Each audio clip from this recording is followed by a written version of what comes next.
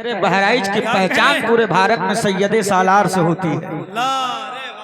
और अगर मानते हैं कि एहसान है आप पर सैयदे सालार का, तो आप हजरात बोलिएगा, वरना कोई शिकायत नहीं है। अब हाथों को उठाकर मदीने की सरकार में लो लगाएं, पूरा मजमा एक आवाज में कहे लब्बैक या रसूल अल्लाह।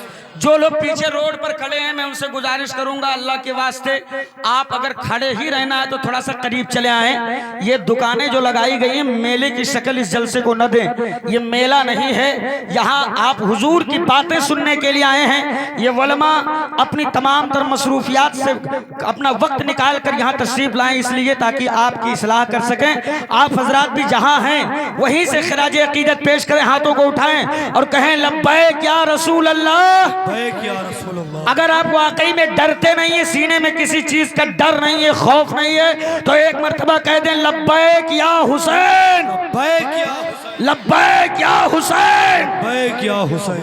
अब मैं दुआएं चाहता हूं। ये शहर बहराइच है शान मोहम्मद भाई, और अल्हम्दुलिल्लाह बहराइच ही नहीं, बहराइच का ये फैज है कि हिंदुस्तान का कोई भी मुसलमान कभी किसी से डरता नहीं। ऐसा नहीं है कि हमें डराया नहीं गया या डराया नहीं जा रहा है। हर कदम पर हमें डराने की कोशिश हो रही है, हर मौके पे हमें दबाने की कोशिश हो रही है, हर मोड़ पर ईमान वालों को तोड़ने की कोशिशें चल रही हैं। लेकिन याद रखना, जब जब जमाने ने ईमान वालों को डराया है तो मुस्तफा के दीवानों ने कहा आखिर डरे तो किससे? तो दुनिया ने कहा तुम डरो इसलिए कि मेरी औलादों के पास हथियार है। तो नबी वाले बोल पड़े चुप, अगर तेरे पास हथियार है तो हमारे पास सैयदे सालार है। नारे तकबीर, नारे रिसालत। लहक के बोलो या रसूल अल्लाह, या रसूल अल्लाह। ऐसे नहीं और जिंदगी से बोलो या रसूल अल्लाह। अमर सारी दुनिया तेरी गुर्बत का तमाशा बना रही है, सारा जमाना मेरे झोपड़ी पे रिसर्च चला रहा है। सारी दुनिया की तहकीकें अगर हो रही है तो हमारे घर की तिजोरियों पर हो रही है, इसलिए कि गुर्बत ईमान वालों की बस्ती में है, तंगदस्ती ईमान वालों की आबादी में है, मुफलिसी ईमान वालों के घरों की जीनत है। जमाने ने जब हमारी तिजोरियां खोल कर देखी है तो तंज कसते हुए ईमान वालों को कहा था सुनो, आखिर तुम ये डरा किस बात पर रहे हो? तुम्हारे पास तो कोई दौलत है ही नहीं। हमने कर रिसर्च कहाँ किए हो? बोले घर की तिजोरी खोल कर देखा है, तिजोरियां खाली पड़ी है। मुस्तफा के दीवाने बोल पड़े मियाँ तेरा रिसर्च ही गलत जगह चल रहा है। अरे मेरे घर की तिजोरी खाली हो सकती है मगर दिल की तिजोरी खोल कर देख ले, हर गोशे में तुझे सैयदे सालार का जलवा दिखाई देगा। जिंदाबाद। भाई शान मोहम्मद इस्माइली साहब और सहीम भाई नेपाली दोनों ने कहा था कि इनाम नहीं दो तो सुभान अल्लाह बोलो, इनाम नहीं दो तो सुभान अल्लाह बोलो। लेकिन मैं कह रहा हूँ इनाम भी दो और सुभान अल्लाह भी बोलो। सुभान और सबसे पहले मैं गुजारिश करूंगा स्टेज के उलमा से, इसलिए कि जब आप देंगे, ये हमारी कौम है जो आलिमों को करते देखती वही करती है। क्या कहने, जब हमारे आलिम नजराना देंगे तो इंशाल्लाह सब देंगे। अब आप लोग यहाँ देखते रहे, मैं पीछे देख नहीं रहा हूँ कौन उठा कौन नहीं उठा, बाद में बता दीजिएगा, हम हिसाब ले लेंगे। मचल कर बोलो या रसूल अल्लाह, ऐसे नहीं और जिंदगी से बोलो या रसूल अल्लाह। ये क्या कर रहे हैं उधर? अच्छा ये अजमत सैयदे सालार है, करम है अल्लाह का कि उसने हमें चौखटे सैयदे सालार अता किया। अरे वाह, बोलो करम है कि नहीं है? है कि नहीं है? एहसान है रब का कि नहीं है? और एक जुमला में उलमा की मौजूदगी में कह दूं, बहराइच की सरजमीन पर जिसने करबला का नक्शा उतारा है वो मेरे सैयदे सालार है। बहुत छोटी बात नहीं है यार, इतने आसानी से न सुनो, थोड़ा बोल करके सुनो, लहक के बोलो या रसूल अल्लाह। या रसूल। कहाँ का नक्शा उतारा है? करबला का। पूछ सकता है जमाना कैसे, तो कह दो तारीख जब पढ़ोगे तो पता चलेगा कि करबला के सरजमीन पर एक हुसैन के मुकाबले में 22,000 का लश्कर है। कितनों का? 22,000। जोर से कितनों का? 22,000। एक हुसैन के मुकाबले में 22,000 का लश्कर। लेकिन पढ़ लो तारीख बहराइच, एक सैयदे सालार के मुकाबले में कमोबेश 22 राजाओं की फौज बहराइच से लेकर घाघरा घाट तक जहां तक निगाहें जा रही है सिर्फ इंसानों का समंदर है। हाथों में चमकती तलवारें हैं। हर तलवार का मकसद गर्दन सैयदे सालार के काटने की जमाने ने डराया था। ए सैयदे सालार, गर्दन बचाना है तो वतन छोड़ दो, जान बचानी है मुल्क छोड़ दो, अगर महफूज होना है ये इलाका छोड़ दो। लेकिन सैयदे सालार का जुमला सुनो, आ गया कचारे हैदरी के शेरे नर को जलाल, देवरे शब्बीरी में बोलते हैं जालिमो। अरे तुम मुझे गर्दन काटने की धमकी दे रहे, क्या तुम्हें पता नहीं है मैं किस खानदान से रिश्ता रखता हूँ? अरे मैं उस खानदान से रिश्ता रखता हूँ जिस खानदान में गर्दनें कट भी जाती है तो नेज़ों पे चढ़कर कुरान पढ़ा करते। नारे तकबीर, नारे रिसालत, मसलके आला हजरत फैजाने गाजी सरकार, चौखटे गाजी सरकार। लहक कर बोलो या रसूल अल्लाह, ऐसे नहीं और जिंदगी से बोलो या नबी अल्लाह। तुम उसे गर्दन काटने की धमकी दे रहे हो जिसके खानदान में गर्दनें तन से जुदा भी हो जाए तो नेज़ों पे चढ़कर कुरान पढ़ा करते हैं। क्या तुझे अली असगर का बचपना मालूम नहीं है? क्या तुझे अली अकबर की जवानी मालूम नहीं है? क्या तुझे कासिम का हुस्न मालूम नहीं है? क्या तुझे अब्बास का तेवर मालूम नहीं है? अरे हाँ हाँ, मैं उस अली का बेटा हूँ जिसके खानदान में गर्दन कटाकर दीन बचाने की अदा बहुत पुरानी हो चुकी है।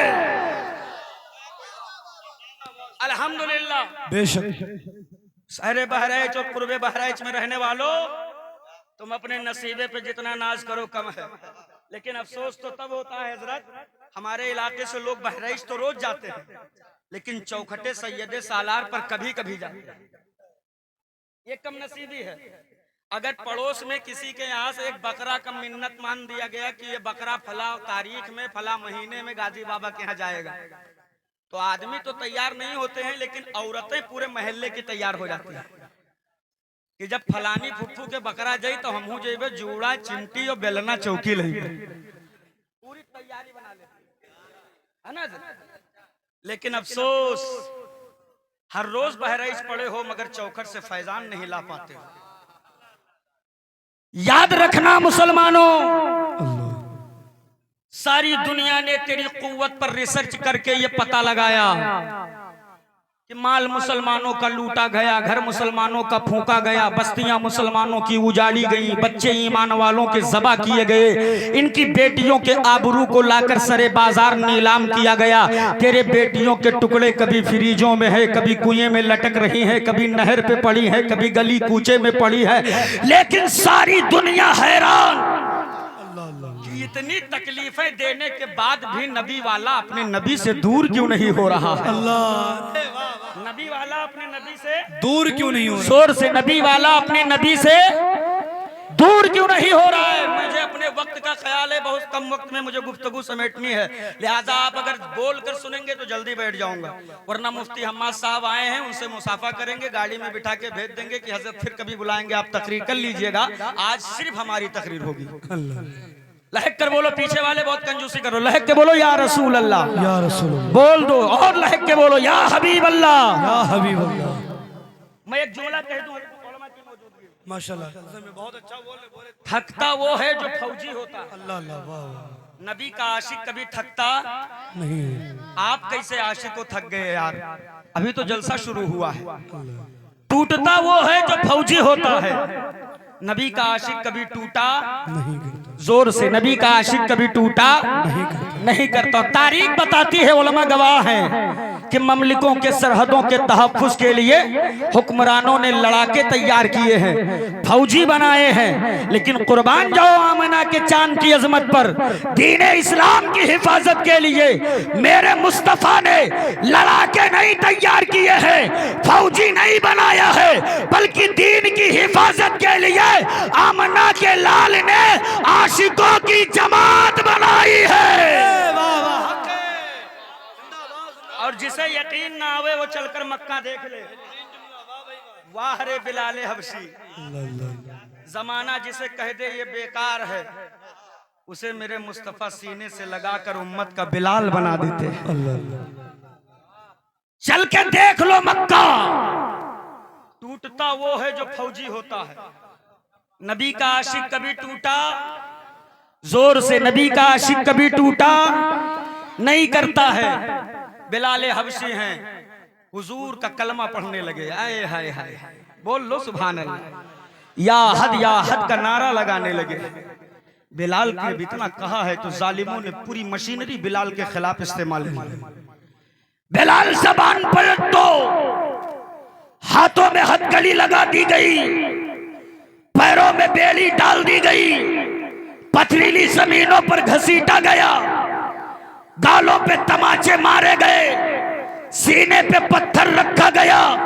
लेकिन वारे बिलाल हबशी, बिलाल भी बता रहे हैं मुस्तफा के दीवानों, जालिमों से मेरा एक जुमला सुन लो। बिलाल कहते हैं, जालिमों हथकड़ी डालोगे डाल दो, बेड़ी डालोगे डाल दो, तल पत्थर रखोगे रख लो, पथरीली जमीन पर घसीटोगे घसीट लो। क्या मतलब? बिलाल हबशी बता रहे हैं, अगर मैं फौजी होता तो टूट चुका होता, नबी का आशिक हो, टूटने नहीं वाला मैं। और बिलाल ने उम्मत को पैगाम दे दिया कि बिलाल जान तो दे सकता है, मगर मुस्तफा का दिया ईमान नहीं दे सकता। नारे तकबीर, नारे रिसालत, मसलके आला हजरत, बहुत उम्दा, जिंदा। मचल के बोलो या रसूल अल्लाह। टूटता वो है जो फौजी होता है, नबी का आशिक कभी टूटा, अरे जोर से यार, बहुत पस्त आदमी हो आप, नबी का आशिक कभी टूटा नहीं करता है। यही रंगे बिलाल जब पहुंचा है बरेली की सरजमीन, और जब चढ़ा है ये रंग सरकार मुफ्ती आजम हिंद पर।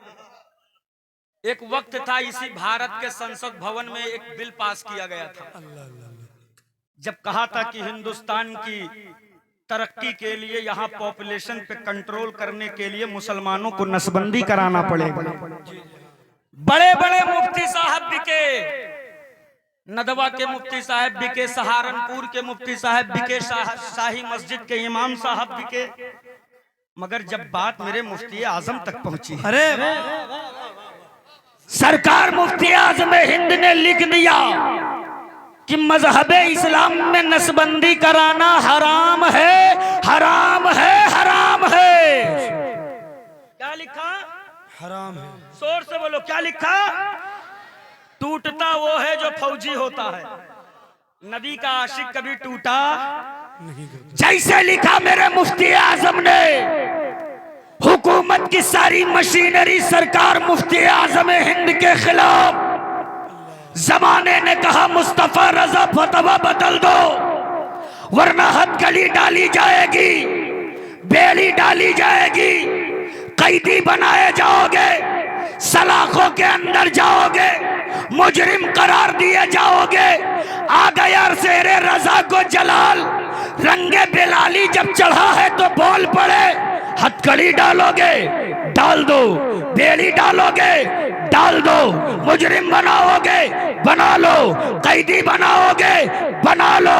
क्या मतलब? मुफ्ती आजम कह रहे हैं मुस्तफा रजा फतवा नहीं बदलेगा, हाँ अगर जरूरत पड़ी तो तेरी हुकूमत बदल जाएगी। नारे तकबीर, नारे रिसालत, मोहब्बत के साथ मसलके आला हजरत, खानदाने आला हजरत, चौकठे आला हजरत, पूरा मजमा मोहब्बत के साथ आजम भाई के इन जुमलों को यार नोट कर ले। यकीनन कहीं कहीं कभी कभी ऐसे तकरीरें हुआ करती यार, दिल बाग बाग करते। जिंदा लहक के बोलो या रसूल अल्लाह, या रसूल अल्लाह, ऐसे नहीं और जिंदगी से बोलो या नबी अल्लाह। या नबी अल्लाह। लेकिन अफसोस अल्लाह अल्लाह अल्लाह, वाह वाह, उलमा अहले सुन्नत से दुआएं लेकर कुछ पैगाम में हक है। अवामी अहले सुन्नत के दरमियान रखने की कोशिश कर रहा हूँ। वक्त मेरे पास बिल्कुल नहीं है, 10 मिनट का वक्त मेरे पास बचा है। एक पैगाम मैं आप तमामी हजरात के दरमियान रखने की कोशिश कर रहा हूँ। अफसोस गुलामी मिली है सैयदे सालार की, करम है मदीने वाले मुस्तफ़ा का, ईमान की दौलत भी मिली है, कुरान की अजमत भी मिली है, मुस्तफ़ा का मुस्तफ़ा जाने रहमत की गुलामी भी मिली है। सारी नेमतें ईमान वालों को दे दी गई, सारी अजमतें ईमान वालों को दे दी गई। लेकिन इतना बड़ा मजमा आया है शान मोहम्मद भाई, आप इनसे खिताब करके पूछ लो कि इनमें कितने लोग ऐसे हैं जिनका ईमान मजबूत है। हाथ सब उठाएंगे कि हमसे मजबूत ईमान किसी का नहीं है। लेकिन मुसलमानों की गरीबी देखनी है तो एक मर्तबा जुमा के दिन मस्जिद में चले जाएं। अल्लाह, इनकी गुर्बत का अंदाजा लग जाएगा। जैसे डब्बा आगे से फिराया जाता है, डाल के हाथ जेब में चिल्लर ढूंढने लगता है, कहाँ गया था, यहीं तो रखा था। कुछ तो ऐसे हैं जो 1 रुपया नहीं लेके जाते हैं, जब डब्बा आगे आता है तो पंखा देखने लगते हैं या फिर बल्ब गिनने लगते हैं। और जब इनकी अगर अमीरी देखनी है तो इनकी शादी जा करके देख। अल्लाह अल्लाह, सच्ची बात। डीजे वाले ने कहा मुझे विदा करो, मेरा वक्त हो गया, मुझे जाने दो। का कितना हुआ? कहा 10,000। का शुभ शुभ बोलो 10,151 लेके जाओ। तुम भी क्या याद रखोगे कि हम कोनो हातिम तई के खानदान में नाचेगा वगैरह। गोला तमाशा वाले ने कहा मेरा दे दो। का तुम्हारा कितना हुआ? का 5,000। का शुभ बोलो 5,151। तुम बहुत अच्छा दागे हो भैया, तुमने तो हक अदा किया है। तुम्हारे चटैया और गोला में इतना दम था कि गांव की 3 भैंस सुबह से नहीं मिल रही है। बारी जब इमाम की आई जिसने निकाह पढ़ा, का तुम्हारा कितना? कहा 2100। कहीं लूट ले,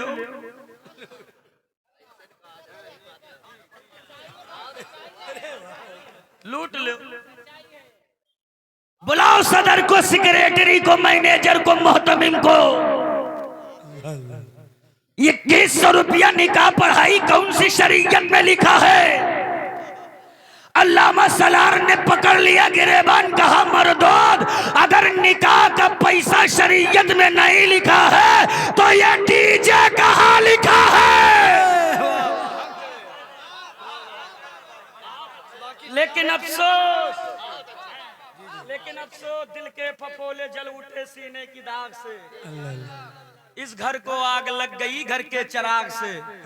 दुनिया में कहां किसी माँ ने वो बेटा जन्म दिया था जो इस्लाम की अजमत पर पत्थर चलाए। इस्लाम की अजमत पर पत्थर सबसे पहले तेरी और मेरी औलादों ने चलाया है। तब दुनिया ने इस्लाम के बेटों को आतंकवाद का खिताब दिया है। तब जमाने ने तेरी औलादों के पेशानी पे दहशतगर्दी का ठप्पा लगाया है। तब जमाने ने तेरे बेटों को अमन का बागी करार दिया है। अरे कब तक दूसरों के जूतों से मसले जाओगे? अभी वक्त है, बेदार हो जाओ। पेशानियों में सजदों की तड़प लेकर के उठो। जालिमों की आंखों में आंखें डालकर कह दो मेरी नस्लों को आतंकवाद न कहना, मेरे बेटों को दहशतगर्द न कहना, मेरी औलादों को अमन का बागी न करार देना, इसलिए कि तूने मुझे पहचाना ही नहीं है। हम वो है कि हम अपना मेयार जमाने से जुदा रखते हैं। हम तो महबूब भी महबूबे खुदा रखते हैं। और खुदा रखते हैं। उलमा की दुआएं लेकर एक पैगाम में इनके बीच रखने की कोशिश कर रहा हूँ। 1500, 2000 रुपया, 10,000 रुपया, 8,000 रुपया, 12,000 रुपया पे हमारी कौम के नौजवान बच्चे मुंबई में हजरत नौकरी करते हैं, मगर एक पैसा घर नहीं भेजेगा कि अब्बा बीमार है, अम्मा बीमार है, घर में कोई जरूरत है भेज दे। वो पैसा इकट्ठा करेगा, 6 महीना जैसे गुजरेगा तो पुष्पक एक्सप्रेस का एक टिकट निकालेगा, लाल पीला काला नीला बाल रंगवाएगा, मुंबई में कुछ मखसूस स्टेशन है, मस्जिद बंदर, डाकिया रोड, सैंडल रोड, भाई कल्ला बीटी, जिनके पीछे 150 रुपया में पैंट और 70 रुपया में टी शर्ट मिलती है। 500 रुपया में 3 जोड़ी खरीदेगा। सेहत का हाल देखें अल्लामा, पूरी बॉडी छीलो तो पौवा किलो मांस है। पांव देखो जैसे बीड़ी, हवा का झोंका तेज से आ जाए तो बर्दाश्त करने की कुव्वत नहीं है, मगर स्टेटस क्या दमदार लगाता है। स्टेटस लगाएगा, दबदबा था, दबदबा है, दबदबा बना रहेगा। अरे ये हंसने का नहीं, ये मातम करने का मकाम है, मातम करने का। रो, तुम्हारे लिए रोने का मकाम है ये। कौन सा दबदबा की बातें तुम कर रहे हो? अगर दबदबा ही बनाए हो तो बेटियां मेलों और उर्स के नाम पर अपने हुर्मत का पामाल क्यों कर रही है?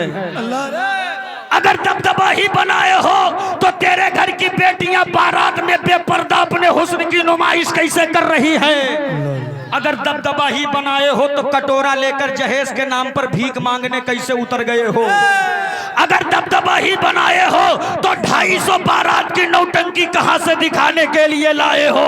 अमा ये दबदबा नहीं है। अगर दबदबा बनाने का जुनून है तो आ मेरे उलमा के कंधे से कंधा मिला ले और दबदबा बना, मगर ऐसा बना जैसे उमर फारूक आजम ने बनाया है, जैसे अबू बकर सिद्दीक ने बनाया है, जैसे उस्मान गनी ने बनाया है। आज करोड़ों हो चिल्ला रहे हो, आज अरबों हो चीख रहे हो, आज जूतों से मसले जा रहे हो, मगर कल मेरी तादाद मुट्ठी भर थी, लेकिन मेरी कुव्वत का आलम यह था कि जिस मैदान से निकलते थे तो ये तारीख लिख कर निकलते थे कि दश्त तो दश्त है, दरिया भी न छोड़े हमने, पैरे जुल्मात में दौड़ा दिए घोड़े हम। नारे तकबीर, मोहब्बत से बोले थके क्या? नारे रिसालत, मसलके आला हजरत, ख्वाजा का हिंदुस्तान, तिलियन पुरवा का खामोश मुसलमान। अफसोस सद अफसोस हजरत, वो आलम और वो आलमिया बना दिया है उम्मत ने दीन का कि नाम रखेगा जुलूसे मोहम्मदी, नाम रखेगा जुलूसे मोहम्मदी, और उस जुलूस की हालत देख लो तो किसी नचनियों से कम नहीं है। स्प्रे उड़ा उड़ा कर नाचते हैं, रुमाल उड़ा उड़ा कर नाचते हैं। क्या बताना चाह रहे हो? ये नचनियों का धर्म है, ये गवैयों का धर्म है, ये मटकने वालों का धर्म है। ओ इज्जत की तलाश दर बदर करने वालों, आज कौम इज्जत कहां ढूंढ रही है? थोड़ा सा पैसा आ गया तो सोचता है शराब पी लो, इसी में इज्जत है। थोड़ा सा पैसा आ गया को सोचता है चलो ताश के पत्ते उठा लो, सारी इज्जत तो उसी में रखी है। अल्लाह ने थोड़ा सा नवाज क्या दिया, शादी के मौके पर 1 नहीं 2 नहीं 7 रात वैश्याएं बुला करके नचवाई जा रही है।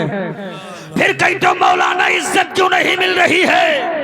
फिर कहीं तो मौलाना वकार जमाना क्यों नहीं समझ रहा है? तो नूरी एक जुमला कह के जा रहा है, वो शराब के प्यालों में इज्जत ढूंढने वालों, वो ताश के पत्तों में इज्जत ढूंढने वालों, वो नाचने वालियों के ठुमकों में इज्जत की तलाश करने वालों, इज्जत शराब के प्याले में नहीं है, इज्जत तो हसनैन के नाना की चौखट पर है। लेना है तो आप पलट कर झुका दे सर को, कह दे या रसूल अल्लाह मैं मुजरिम हूँ आका, मुझे साथ ले लो कि रास्ते में है जा बजा थाने क्या कहने भाई। कलेजे फटे हैं मेरे आलिमों को जब तेरे औलादों पर रिसर्च किया है। आज हमारी कौम ने उलमा को उसका साथ ही छोड़ दिया। मौलवी को के चेहरे में इनको डाकू नजर आता है। ये हकीकत है, ये हकीकत है। अगर मौलाना की आंखें छोटी है तो कहते हैं आंखें देखो जैसे तिलोरी, मौलाना की आंखें बड़ी हैं तो कहते हैं रे देखो ढेल लगा से लकड़ बग्घा देखा। मोटा ताजा हो तो कहते हैं बहुत खाता है, बेचारा दुबला पतला तो कहते हैं नफासत आ रही है। अल्लाह के वास्ते कहीं जीने दोगे? और आलिमों से दूर होने का जो नुकसान हो रहा है ना उम्मत का, तुम्हें पता नहीं, ये मेरे उलमा को पता है। वजू का तरीका नहीं मालूम है तेरी नस्लों को, माँ बाप की अजमत नहीं मालूम है तेरी औलादों को, मस्जिद के अंदर दाखिल होने की दुआ नहीं मालूम है तेरे बेटों को। कैसे, क्यों? तुमने अपने आप को आलिमों से दूर कर लिया इसलिए। और उलमा की दुआएं लेकर के मैं एक पैगाम देने जा रहा हूं। अगर उलमा तक मेरा ये पैगाम पहुंच जाए तो फकत दुआए खात्मा बिल खैर से नवाज दें। आलिमों से दूर होने का जो नुकसान उम्मत चुका रही है, उतर कर मेरे आलिमों ने जमीनी स्तर पर तेरे बेटों से सवाल किया था, बेटे बता तेरे जिंदगी का आइडियल कौन है? कौन है तेरे जिंदगी का आइडियल जिसे तू फॉलो करता है, जिसके तर्ज अमल पर जिंदगी गुजारता है?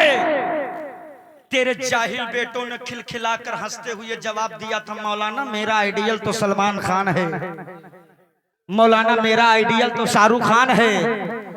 लेकिन अफसोस अगर तेरे बेटों ने और तूने आलिमों के करीब रहकर अपनी जिंदगी गुजारी होती, फिर जब मेरा आलिम तेरे बेटों से पूछता, बेटे बताओ तेरे जिंदगी का आइडियल कौन है, तो तेरा बेटा फखम खम ठोक कर फख्र से कहता, मौलाना मेरे जिंदगी का आइडियल सलमान है, सलमान। लेकिन माफ कीजिएगा, मेरा आइडियल वो सलमान हरगिज नहीं है जो नाचता है नचाता है। मेरा आइडियल तो वो सलमान है जो सलाखों के अंदर रहकर भी उम्मत को लब्बैक या रसूल अल्लाह का पैगाम देता है। नारे तकबीर, नारे रिसालत।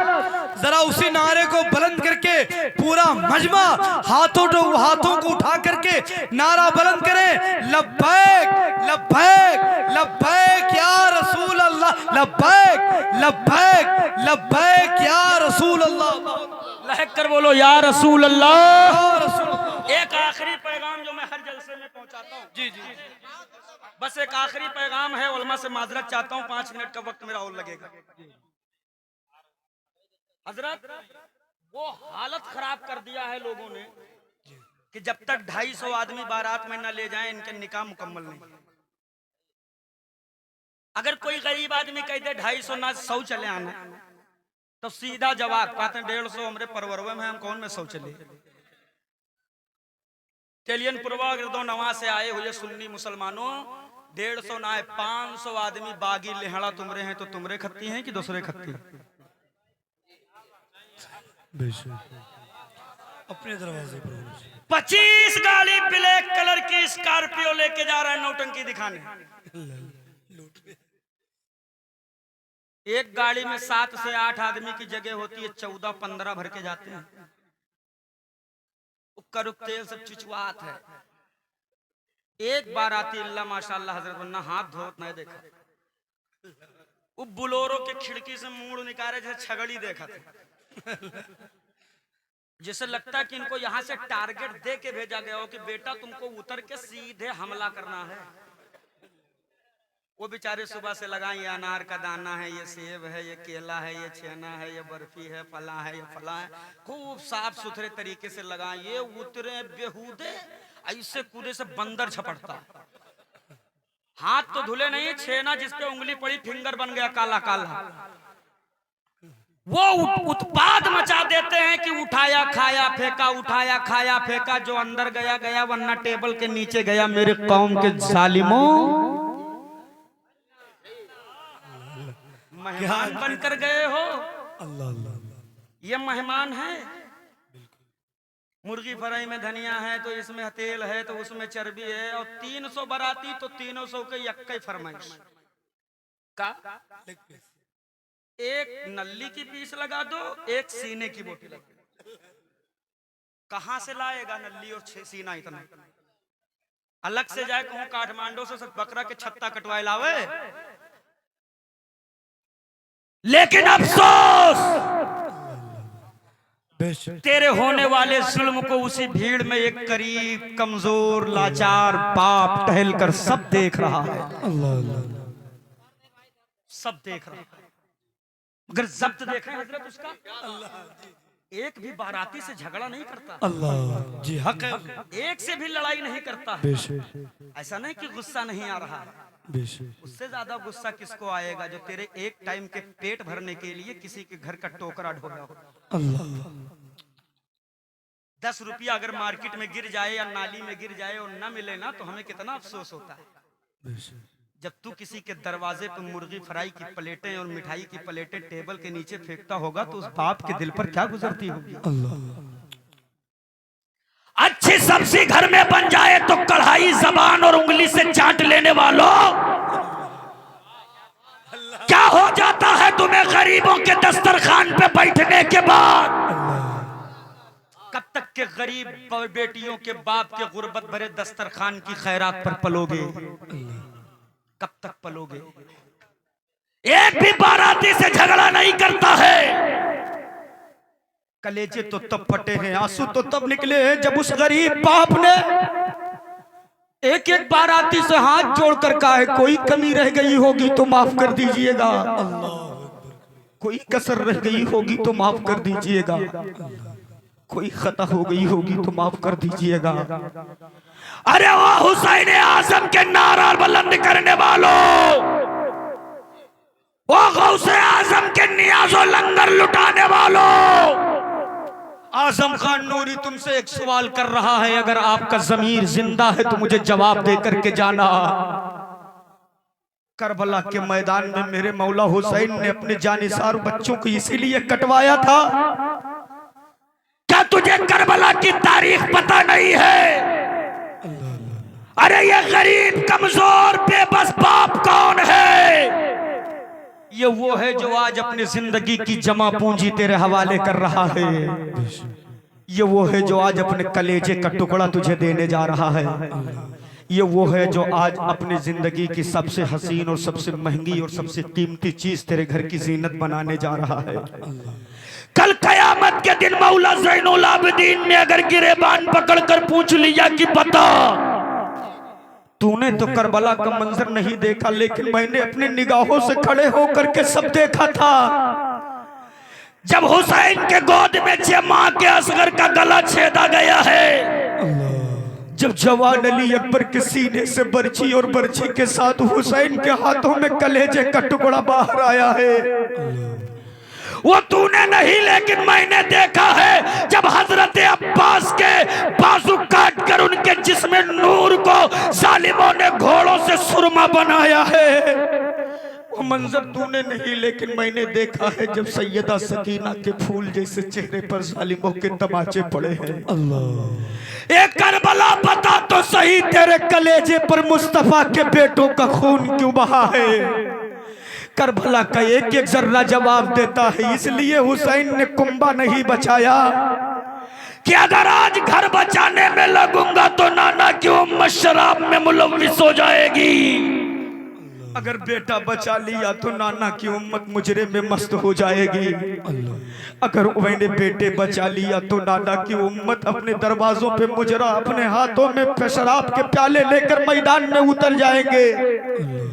अगर दामने रहमतुल लिल आलमीन पकड़कर हजरत मौला ज़ैनुल आबिदीन ने शिकायत कर दिया कि आका, यही वो उम्मत है जिसके लिए बेटे करबला में कटवाए गए थे, यही वो उम्मत है जिसके लिए बदर हुनैन में जानिसारों की कुर्बानियां दी गई थी, यही वो उम्मत है जिसके लिए बिलाल को पथरीली जमीनों पर घसीटा गया था, यही वो उम्मत है जिसके लिए हजरत अमीर हमजा का कलेजा चबाया गया था।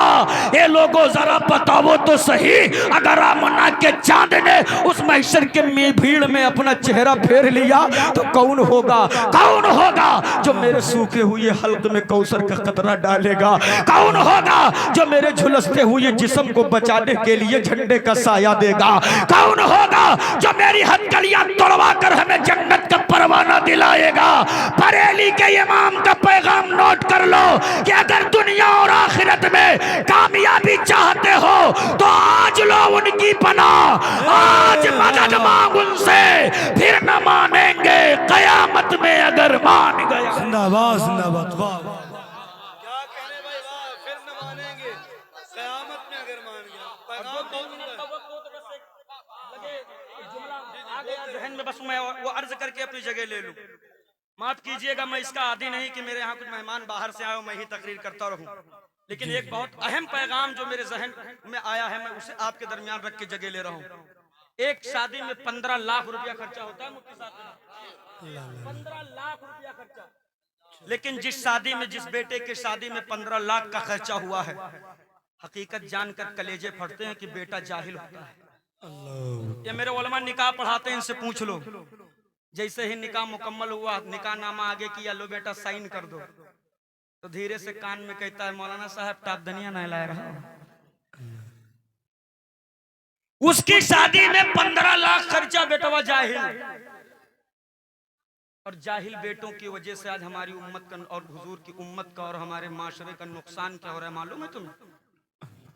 बेटे जाहिल हैं, इसीलिए ना तो हमारे मदरसे महफूज हैं, ना हमारी मस्जिदें महफूज हैं, न हमारे बुजुर्गों के खानकाहें महफूज हैं, न हमारे अकाबिरीन के मकाबिर महफूज हैं, न हमारे उलमा महफूज हैं, न हमारे मदरसे महफूज हैं। किस वजह से मालूम है? इसलिए कि हमारे बेटे जाहिल हैं, जाहिल। उन्हें कुछ नहीं पता, उन्हें तो बात करने की तमीज तक नहीं है।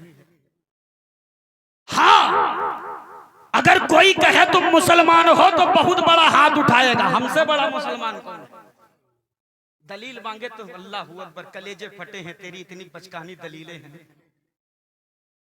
लोगों ने अपनी पतेली दिखाई है हड्डी की, जितनी बड़ी गोश्त की पतेली उतने बड़ा मुसलमान। लेकिन अफसोस मेरा इस्लाम इतना कमजोर नहीं है कि हड्डी खोरी से पहचानवाया जाए।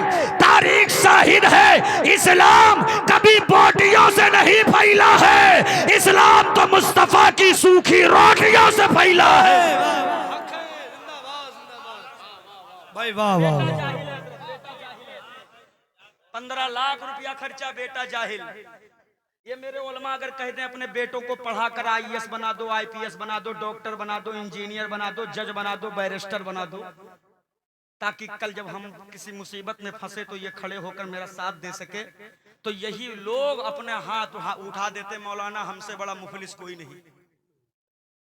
कहां से लाएंगे पैसा जो हम जमा करके अपने फीस दे करके अपने बच्चों को IAS बनाएंगे? और यही लोग जो फीस जमा करने का रोना रोते हैं, इनके यहाँ जमीनें बेच करके वलीमे किए जा रहे हैं। अल्लाह अल्लाह। वलीमा करना सुन्नत है, लेकिन जमीन बेचना सुन्नत नहीं है। जेवर गिरवी रख करके 250 बारातियों के किराए का इंतजाम किया जाता है। नतीजा क्या निकला है कि जो कर्जा लिए हो हड्डी खोरी करने के लिए ना, ये रिश्तेदार सब खा खा के चले गए, दोबारा पलट कर किसी ने नहीं पूछा कर्जा खत्म हुआ कि नहीं। बोलो सही है कि गलत है? सही है कि गलत है? कोई नहीं पलट कर आता। अमा तो क्यों खिलाए हम हड्डी, क्यों बेचे हम इनके लिए जमीन, क्यों करें हम अपनी नस्लों को जाहिल? उठो और बचा लो, नस्लों को बचा लो। बंद करो 2 कुंटल बकरा और 15 तरीके का स्टार्टर खिलाना। बंद करो 15 तरीके के खाने खिलाना। बचा लो 15 लाख, बचा लो जमीनें बेच करके 15 लाख। और जमीन बेचकर जुनून है तो बेच, मगर हड्डी खोरी के लिए नहीं। अपने औलादों के हाथों में पावर का कलम दिलाने के लिए बना दे उन्हें IAS, बना दे उन्हें IPS, ताकि कल जब तेरी आबादी की किसी मस्जिद पर किसी पागल अड़ियल की गंदी नजर पड़े, तब तेरा बच्चा मैदान में निकल कर आवे, इमाम के कंधे से कंधा मिलाकर कह सके हजरात फिक्र करने की जरूरत नहीं है, अंदर जाए अकीदे का मुसल्ला बचा ले, कलम की जोर पर मस्जिद का मिनारा हम बचाएंगे। नारे तकबीर, नारे रिसालत, मसलके आला हजरत फैजाने हुजूर ताजु शरिया, फैजाने हुजूर गाजी सरकार। ये इस जलसे से पैगाम लेकर के जाओ कि इंशाअल्लाह हम अपने बच्चों को पढ़ाएंगे। हाथ उठाकर वादा करो जलसे से कि इंशाअल्लाह हम अपने बच्चों को पढ़ाएंगे। नस्लों को हमें जाहिल नहीं रखना है।